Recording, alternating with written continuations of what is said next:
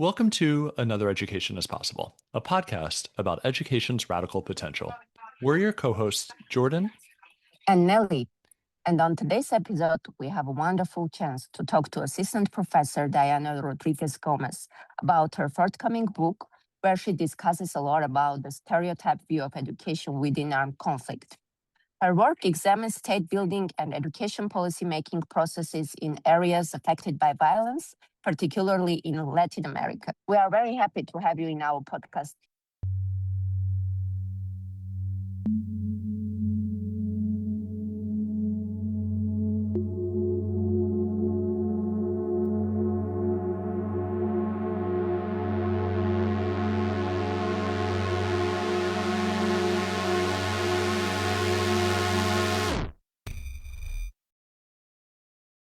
Diana Rodríguez Gómez. Welcome to Another Education is Possible. How are you? Hello, Jordan Corson. Thank you for having me. We're very formal here, despite being old I know. friends. Yeah, I'm ready for so that. I'm ready for the great. formality.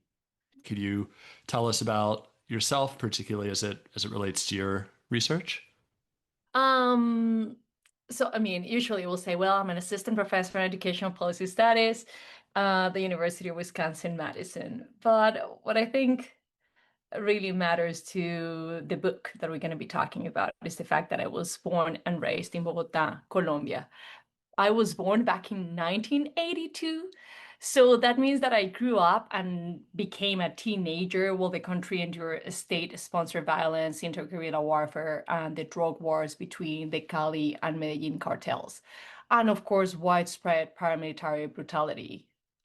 All of these different forms of violence were happening at the same time, and they were often intersecting.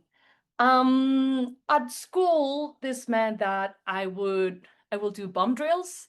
And I remember once when I was in elementary school, just waiting for the school bus in the morning and police around a truck full of toilet paper. And then somebody started screaming like, take that girl away. And we learned that there was a bomb hidden inside. So I went to an elementary school where we were encouraged to talk about politics and what was happening in the school. It was a school that was invested in the political education of girls. So that means that from first grade and onward, I participated in general assemblies that were led by students. But regardless of how old we were expected to share our opinions about current events. So through those conversations and also conversations with my family, I remember all the very sad and painful stories of people affected, particularly by drug-related terrorism, and those who were fortunate enough that by a tiny, almost accidental changes in their routines, they were saved from being impacted by different forms of violence. Bogota and Colombia, all of it at that point was a place where you will only see Colombians. You know how right now, well, yeah, now you will see a lot of people from the US going to Colombia and talking about Colombia. Like, hey, people, this is new for you. Back in the 80s and 90s, you were so scared of going back there that you will see no foreigners at all. Maybe like foreign appointees, but walking down the streets of Bogota, it will only be Bogotanos. That's all you will see. And of course, internally displaced people. In my family, we were lucky enough that armed conflict violence never hit us directly. I am not a victim of armed conflict. But I think that that environment pushed me to understand. I really wanted to make sense of what was going on around me. And I think that I was in my family, I had opportunities to do that. My father in particular, he was really invested in helping creating opportunities for me to understand. So beyond night conversations about current events, he will often take me to exhibitions or museums or parts of the city that none of my school friends ever visited. And then in high school, I, of course, chose humanities track. I had brilliant, inspiring women teachers who encouraged me to be politically active and pushed me to pursue history as my BA. And speaking from a position of privilege, I never consider what I will do after graduation. I pursued a degree that will help me make sense of the place where I was born. So, in a nutshell, I'm not a victim of the armed conflict by any means, but I think that growing up in a country and in a city that so deeply puzzled me pushed me to do the research that I do today. I want to understand that. That's what I want to do. I want to understand. Yeah, this is just to show that this book, your research, is so entangled with you and with your place and your history. It is, but it's not, right? Because this is a book about Eastern Colombia, and I was born in Colombia's capital, which is Bogota. And Bogota concentrates all forms of power. So every time I travel to Eastern Colombia, to Arauca, I was very aware that this was a new region to me. And I'm not scared of saying that. I think that the fact that I knew so little about Eastern Colombia when I started working on this project, this was really pushed me to go across disciplines and fields to help me understand what was going on in Arauca. So I read a lot of literature from produced by Arauca intellectuals, also people from Bogota, and a handful of US scholars. So, for those who maybe aren't familiar with this history, this is a massive and complex, nuanced history. But could you just give us a bit of a cursory overview of, you described this vision of 1980s Colombia. What was that, and how did that continue up through the 2010s? I think that In that's a 2 minutes or question. less. Yeah, exactly. Yeah. I think that's a question that all of us doing research on armed conflict are often asked. People really want to hear a digestible version of the armed conflict. I mean, this is not exceptional to the Colombian case.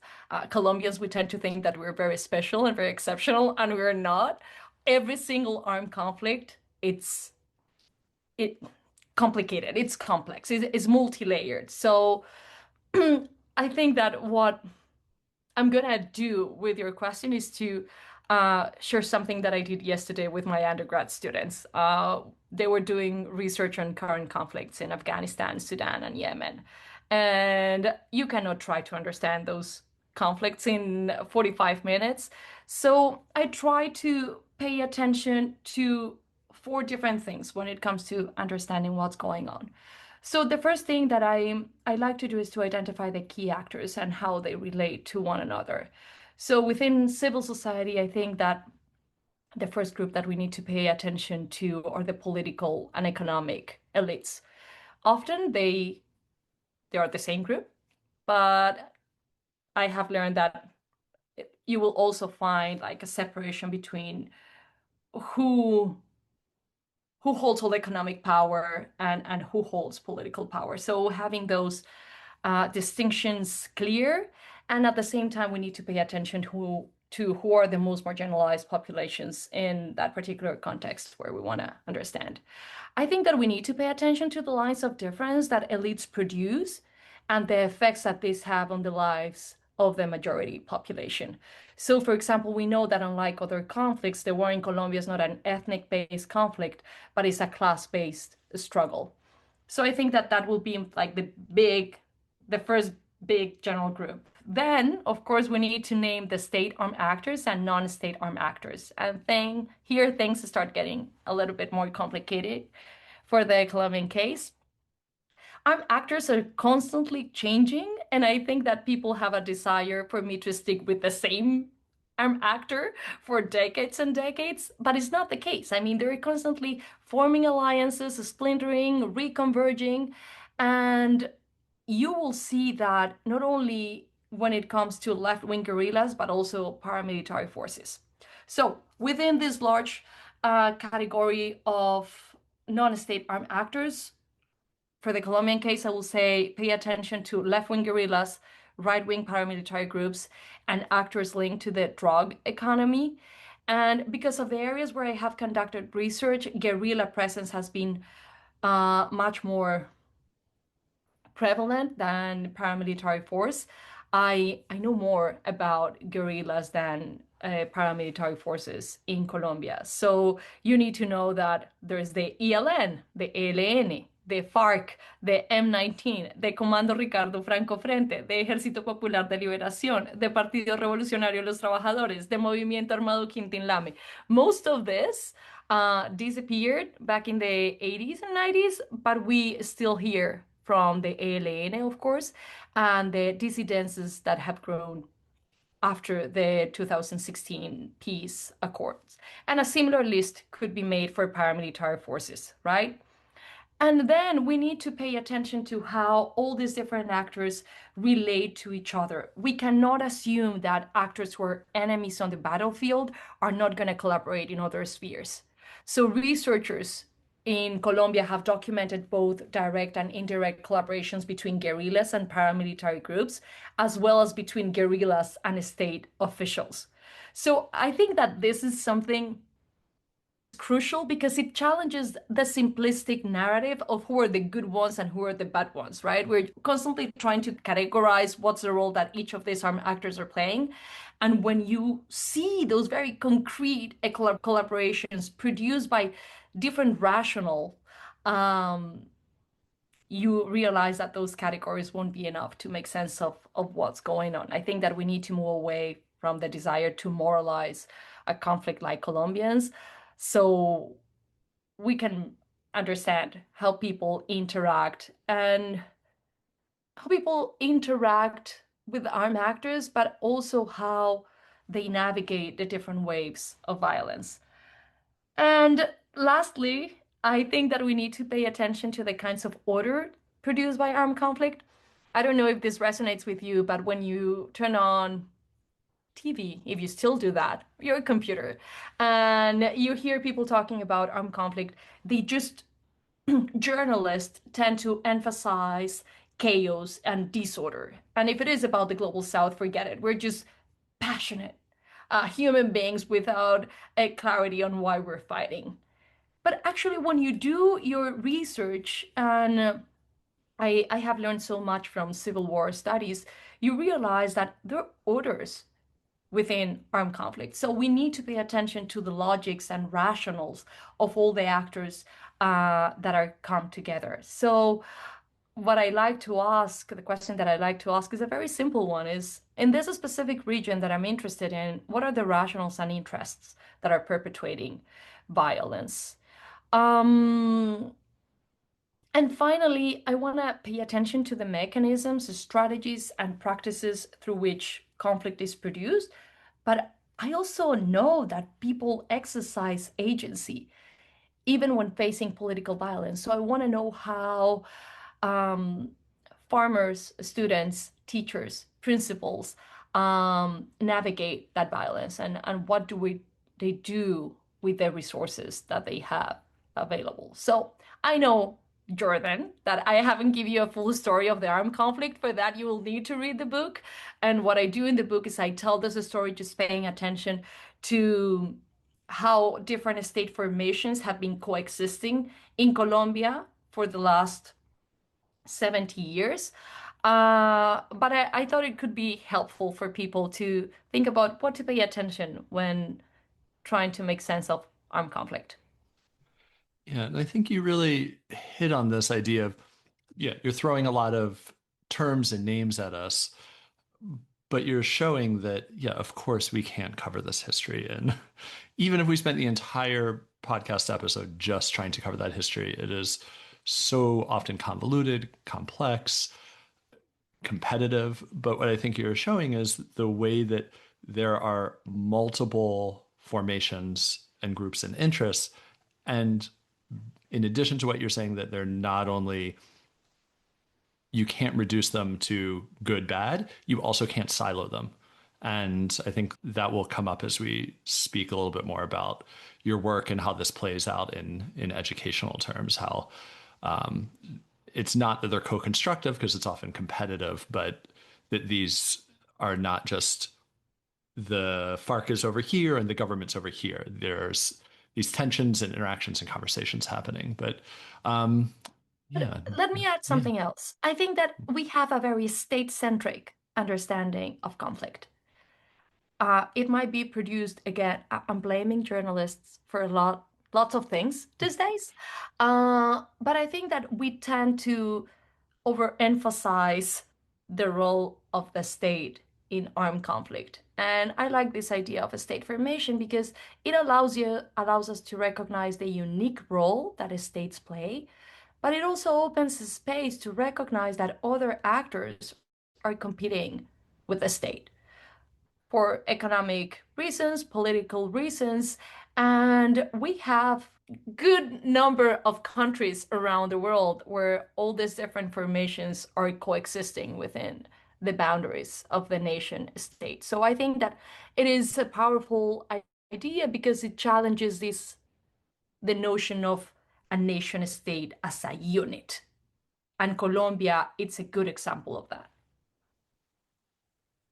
And then maybe this is a good area to bring in how education comes into the mix. It is very interesting to hear your own experience, though you were not affected by the conflict, but you were living side by side of it. So in your upcoming book, which you are going to publish pretty soon, and the introduction we had the chance to read, you are talking about the stereotype view of education within armed conflict. Can you share a bit of the history of education, schools, and armed conflict? I think it's very interesting to know more about it. I don't think, I mean, nothing in academia happens real soon. That's something that we need to recognize. Thank you for your question, Nelly, but nothing happens soon or fast. I submitted the book to the press today for their first review, and I don't think it's gonna be, I think it's gonna take me at least one more year, or take us at least one more year to get it out. So okay, so thanks for your question, and this is a difficult question to answer because as a qualitative researcher with strong, very strong ethnographic inclinations, I found it hard to treat any of these three categories, education, schooling, or armed conflict, as universal. So, as I mentioned before, I think that when it comes to understanding conflict, they're highly fragmented. And the same, of course, applies. I mean, the same diverse understanding of education, or the plurality that we see within education is the same that I think we should be able to see within armed conflict. So, still, I'm gonna try to answer it. I don't know how satisfied I'm gonna be with the answer that I will provide, but here we go. So, if we try to historicize the UN's attention to these issues, I will say that the 1996 Grasa-Machel report is the starting point. I mean, this report tells us a great deal about the history of education, schooling, and armed conflict. The reason why I think that it tells us a lot is because when you analyze the work that is being done within this niche field of education emergencies or education and armed conflict, you will find a lot of practitioners and scholarship and researchers. And I think the reason why you see the coexistence of these two groups within the same field is because it was the UN with its report that put the spotlight on and offered some of the first language to talk about these issues. And some people might disagree with me, but I think that, for example, in this report, you find the metaphor of society tiered apart, right? This metaphor of communities impacted by armed conflict just as torn fabric. And with one of my research assistants, we spent so much time going through UN documents to see where this metaphor was present. And we found it in documents from that back to the 90s to the participation of the Colombian representative last year. So you can see how this report not only put the spotlight on the issue, but also created the language that we use to talk about the intersection between armed conflict and children and, of course, education. So this quickly became a foundational document for child protection, human rights, and humanitarian aid. It was instrumental in classifying the recruitment of children into armed groups as a war crime and a crime against humanity in the Rome Statute of the International Criminal Court. And it also laid the groundwork for subsequent legal instruments. And I say this not only because I care about international human law, but also because the last chapter of the book, I show how teachers, parents, and children rely on this language to push the army away from the school farm. So you can see how these legal instruments become resources at the local level. So since the 90s, we have witnessed not only the expansion of international instruments, but also the emergence of education emergencies as a field of inquiry, particularly in the UK and the US. It might be present also in France, Holland, Germany. I don't know. I don't speak those languages, so I'm just showing my blind spot. I know that outside the Anglo-Saxon academic world, scholars and educators in Latin America have been asking these questions for a long time, but most of the language they have been using has been under the umbrella of pedagogy or sociology of education. I think that education emergencies as such, it is a very Western oriented white field. Um, I mean, now you will find conferences, journals, academic programs. I teach a class on education emergencies here at UW Madison. And you have people devoted to this field. It is sad for me to see that the linkages between the field and those doing Civil War studies or armed conflict research are still a little, from my perspective, are still weak. It feels like very isolated from broader conversations. And in the book, I critique how the language produced by the Michel's report pushes to pay attention to attacks as the key form of intersection between armed conflict and education. But I'm also aware that it's because of this report and the language it produced that now we can talk about it, and we have instruments to for people to fight to protect education from further violence. So Nelly, I don't know if you're satisfied with my question, with my answer, or if you want to ask anything else. You totally answered the question, so maybe we'll jump to the next one. Also, we would like to know a bit about Rafael Barrel's school. Who runs it? What is the uniqueness of the school? I mean, I think it's a very unique school, but that doesn't mean that it's the only one that is doing the work that I describe in the book. And that's something that I want to highlight. When I talk about the school principal and the work that the teachers were doing, that's the first question that I get asked is like, okay, but they were really special, weren't they? And I asked this question to people at the Secretaría de Educación, the equivalent to the US Department of Education. And they said, well, no, she's a pretty cool principal and they had a good school, but it wasn't unique.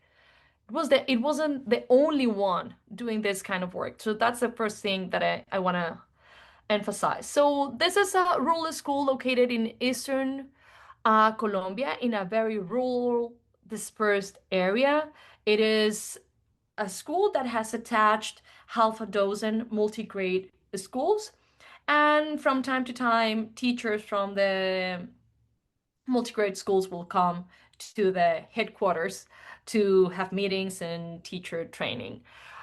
This is a school that was founded back in the 70s by colonos who arrived um, to Eastern Colombia after flying from bipartisan violence. in the country. So it started as a hut. And when I conducted my fieldwork, it was a K-12 school with an enrollment of almost 350 students. It offered two types of diplomas, an academic track and a technical track in agribusiness.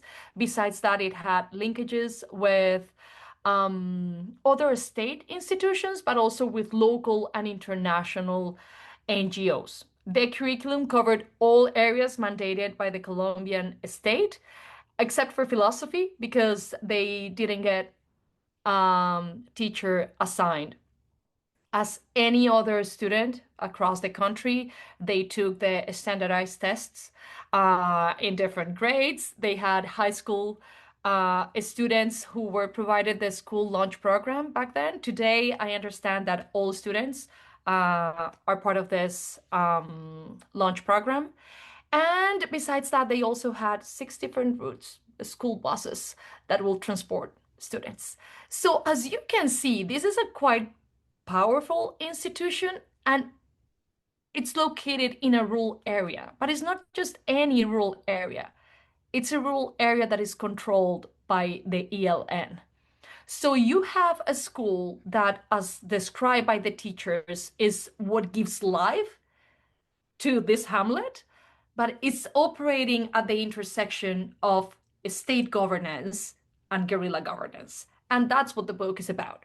So what does it mean to teach and learn where you have two different forms of authority surveilling, paying attention to what you're doing? So maybe we could pick up a little bit more on that. I'm asking this fully aware of how loaded the question is, but based on how you concluded there, I'm wondering who runs this school then? You mentioned a principal, you mentioned the Ministry of Education, but clearly that's not a complete answer. So who's running this school? I mean, it's a good question because officially, and it's a principal. I mean, it's a state, it's a public school, right? So you have exactly the same administrative structure that you will find in any other rural school in Colombia. All the regulations that apply to public education are being implemented in this side. But then if you ask me, Diana, who's paying attention to what's happening within the school? I will definitely say the Domingo Lain front from the ELN. And they interact with school administrators and families and students in different ways. And that's exactly what I explore in the book is, for example, how does the notion of discipline changes when your school is located in a guerrilla control area, where the guerrilla pays a lot of attention to how students look like, if they follow the regulations or not. And they approach discipline not through the how do you say this, the benevolent forms of discipline that the Colombian Ministry of Education are pushing hard with their educational policy. But when it comes to the Domingo Lain, they want to see punishment. They want to see physical punishment, and they want to make sure that students are not going to mess up again in a very straightforward manner.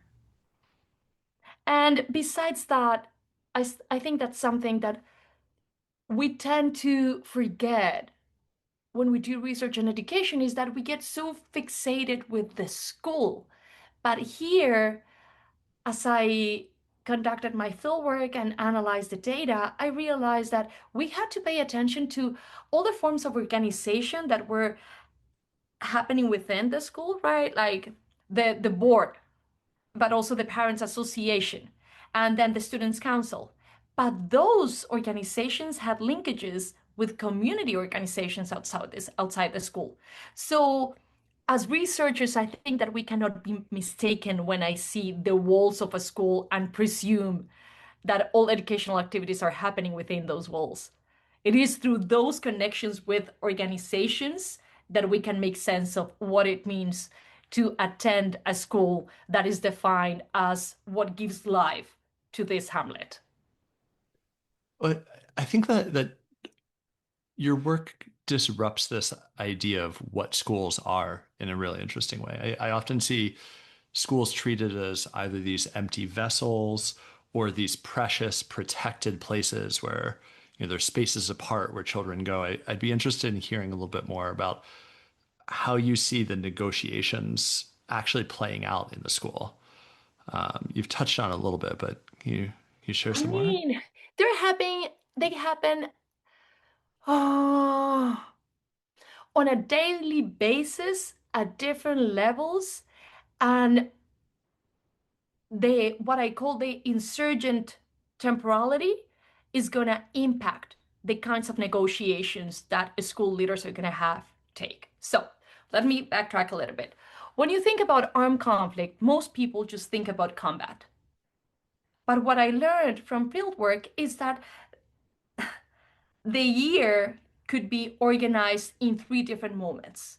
The guard, or the tensa calma, the tense calm, is like the guerrilla is just making sure that everything is going smoothly. So what they're going to do is they're going to be patrolling.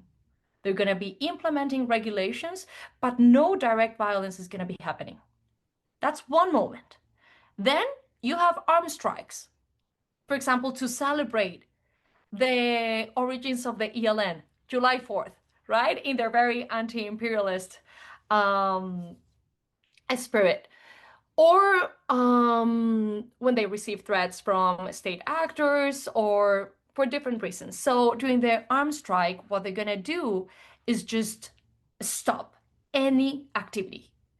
Classes are going to be canceled. Nobody can walk around. Public spaces are completely forbidden. And if you're sick and you need to go to a health service, you need to ask permission to be able to move.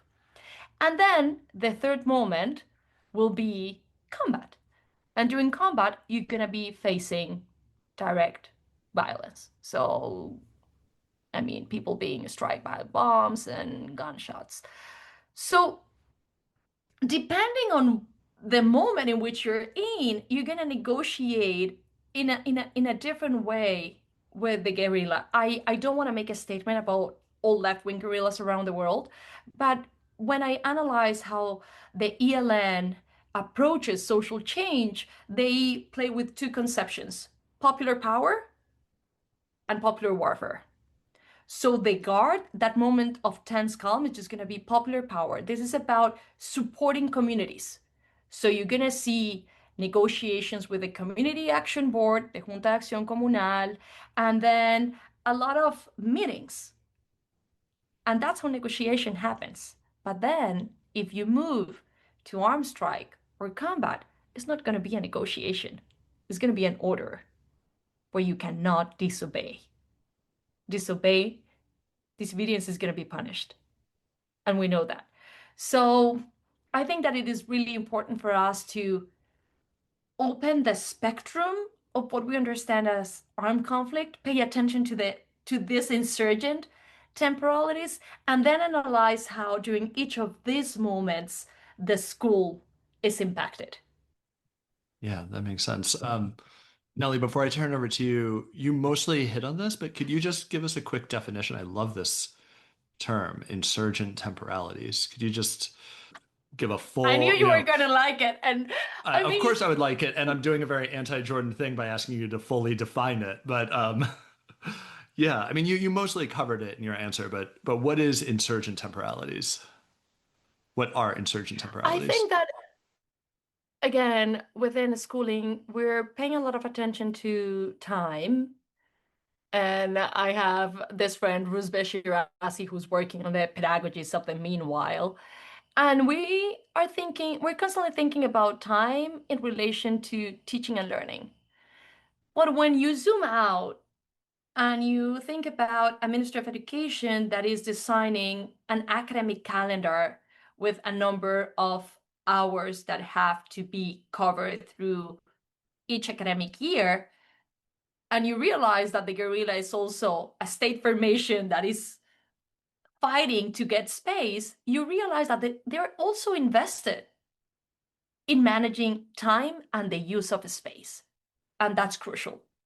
So I don't have a barbarian definition for you. That's something that I should include in the book. But I think it's just the capacity of guerrilla groups to define how you're going to relate to time and space, how time becomes punctuated by the needs of war. That's all I can give right now. And maybe the very last question. Of course, we understand that schools are neither passive or neutral, but what is the main reason that armed actors are interested in the schools? I thank you for that question, Nelly. In last May, I went to Bogota for a seminar full of political scientists. And I had to sell them the idea that the schools were sites where governance will take place in the terms in which they understand governance. So I spent a lot of time thinking, how do we justify the need to do research on schools? And I thought that the best way to answer that question was to go into what actors are saying about schools. So I collected all the different reasons that I found.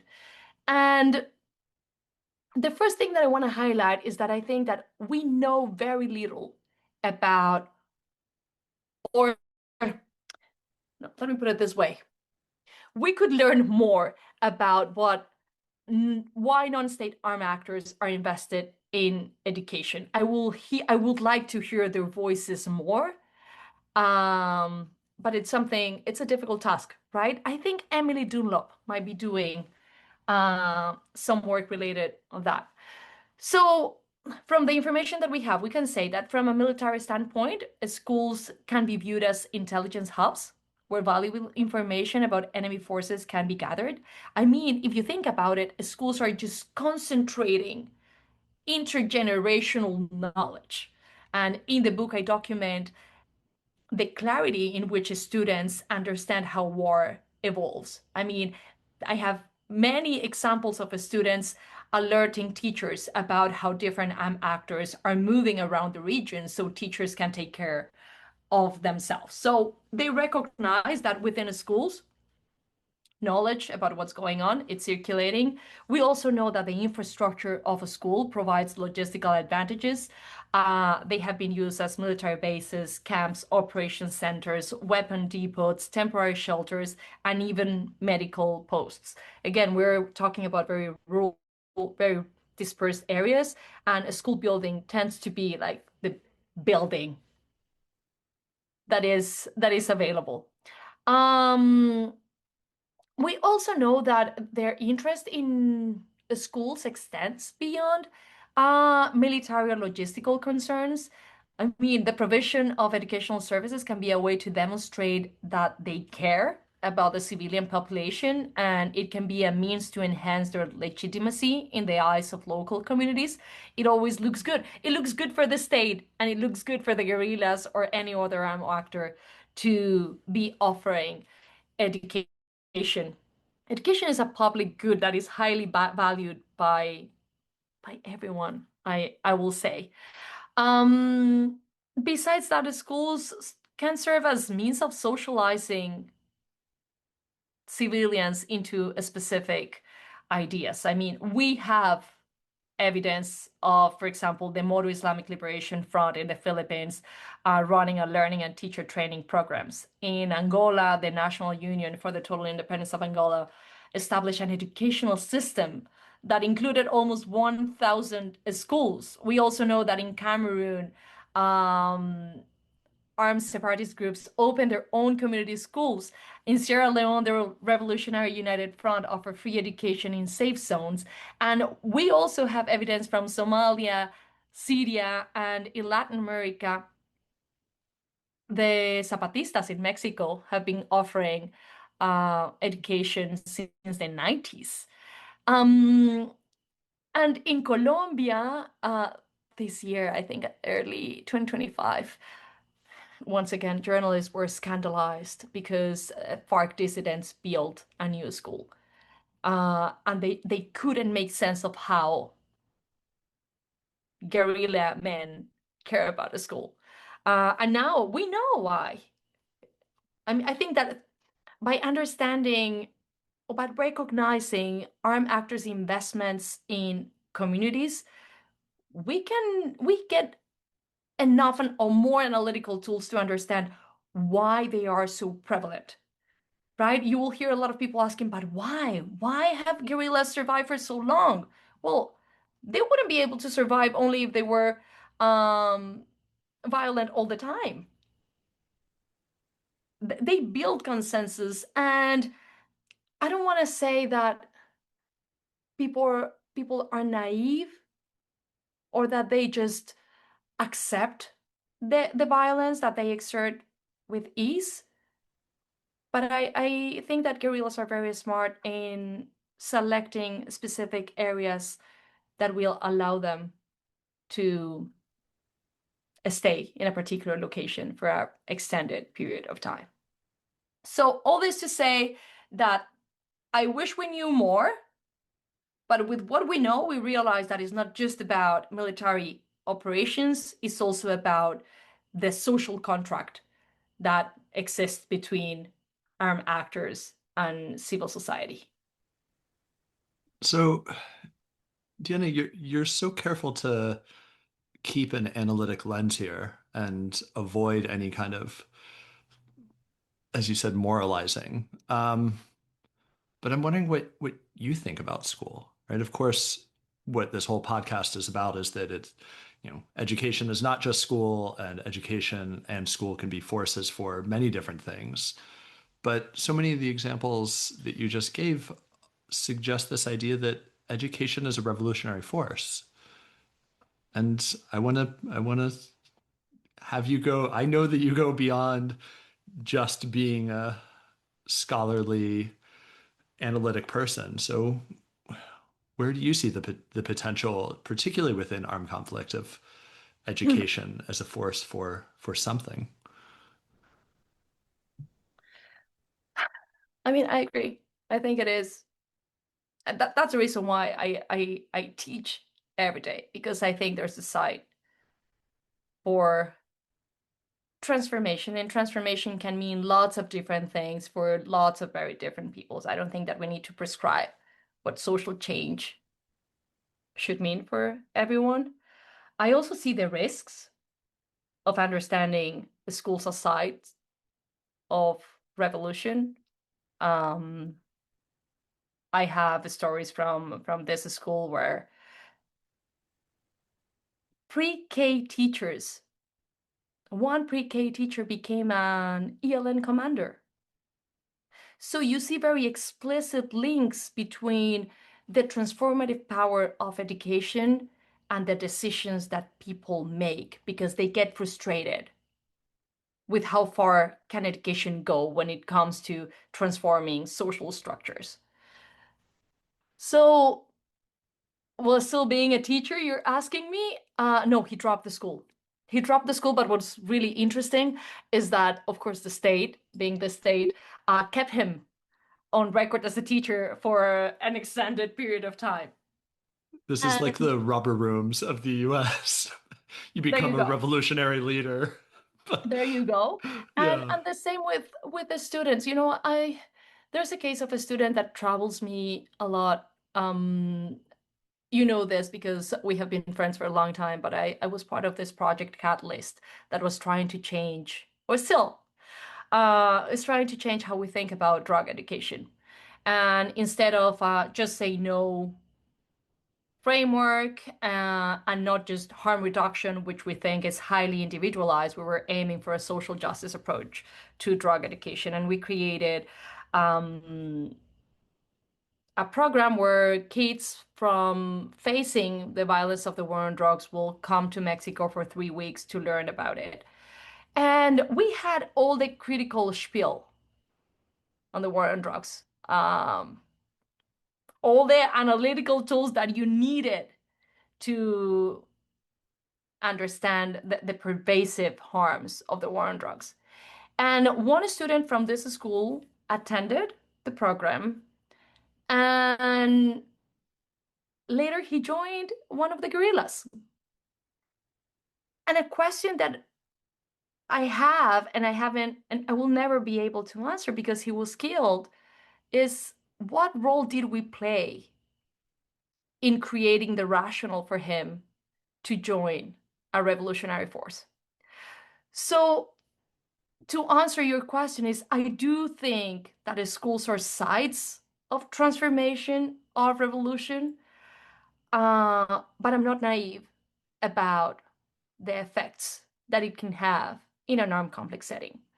I think that when we talk about war, we need to realize that simple artifacts, such as a helmet, and I will give you an example, such as shoes, when you're facing war, it's just going to have a complete different implication, right? I mean, there's this case when you're entering the town that I call La Serenidad, you cannot wear a helmet because it's prohibited by the guerrilla. So I have the testimony of a teacher who's struggling a lot to make a decision about it. It's like, okay, but when I'm through the highway, I need to wear the helmet, otherwise the police is going to stop me. And I already had accidents and I don't want to harm myself. But I know that when I enter the town, I need to remove it. And that's just a lot of work. So what do I do? And it pushed me to think how very quotidian objects, things that we take for granted when we live outside war, their meaning drastically change when we put the layers created by political violence. So, not an easy answer. Maybe I still need to build it, but that's where I'm at. I do think it's revolutionary, but we need to think more carefully about the repercussions of that assumption. So, I mean, I have about a million more questions. We just did a whole episode on education as refuge, and I think that provides a whole different lens and tension, but we do not need to do a 4-hour podcast episode. Neli, do you have maybe one last question or anything? What is the daily procedure like? What are they doing on daily basis? I mean, they do everything any other public school will do, right? As I mentioned before, they have the same classes, standardized testing, the same concerns that you will see in any other school. The big difference is that you're facing with protracted armed conflict, and that's just gonna bring lots of unexpected risks. So there's one significant difference between armed strike and combat, just besides physical and direct violence that combat implies, is that you never know when it's going to happen. So I have all the data about a graduation ceremony, everybody, and here comes the heels, right? Talking about the helmet and the implications that it has, and now it is all about heels. They were super excited. People had gone to the hairdresser. They were wearing heels, nice dresses to celebrate their kids' graduation. And suddenly, as they were reading the names, combat started happening between the two different guerrillas. And they weren't prepared at all. And what they decided to do, what the principal decided to do was, we're finishing this. We came here to do it. We're graduating everybody, and then we will run. So I think that we need to connect with the humanity of people living in armed conflict settings. Why it is so difficult for us to recognize that they do this, I mean, many of the same things that we do and that we care about. It's about having breakfast, getting ready, rushing to school. The big difference is that the risks they're exposed to are completely unforeseen for us. I mean, just getting to school for them, it's risky because you never know if a mine or combat is going to happen. And what is really, to my perspective, it's really important for us to remember is that they will keep doing it. They will keep going to school. They will keep teaching. They will keep assessing. They will keep doing homework. I have the testimony of a teacher who was impacted by a bomb. She had medical leave, and when she came back, she was going exactly through the same route every single day. So, all this to say, the same, but with the implications of heightened risks and new meanings to very daily objects and routines. And I remember that I read a sentence on your introduction when students were mentioning the fact that they are sure that the school will not be a target, but the roads can be. So they were worried about their parents, their relatives, and this is somehow so difficult thing to read as a mom. Yeah, but it also, it shows you the close links. And I'm not talking about official affiliation. I'm not saying that these students are guerrilla. They're not. But it shows you that guerrilla men and women are the relatives, are the friends, are the parents of these kids. And they know that they will take care of them. They trusted the guerrilla in contrast to the National Army. And I know that that's something that is gonna scandalize people in Bogota. Like, they're gonna say, how you dare to say that the National Army is not protecting people. But we know they're not. That was one of the biggest fears during the 2016 peace dialogues. I have students asking, who's gonna protect us? If the guerrilla is not here, who's gonna take care of us? Because we don't trust the National Army. When they come, there's devastation, there's violence. So, yeah, I will just leave it there. Thank you for your questions, Nani. I appreciate them. Thank you so much. It was very interesting to read. Thank you. Thank you both. I enjoy it. And if you need anything else from me, please let me know. But I am immensely grateful to both of you dealing with me at this point of my writing and my work. Gracias. Today's episode was produced by all of us in the Education, Genocide, Liberation class. If you like our podcast, please like, rate, subscribe wherever you listen to podcasts. You can also follow us on Instagram, where Another Ed is possible. Thanks so much for listening today. We'll be back soon with a new episode of Another Education is Possible.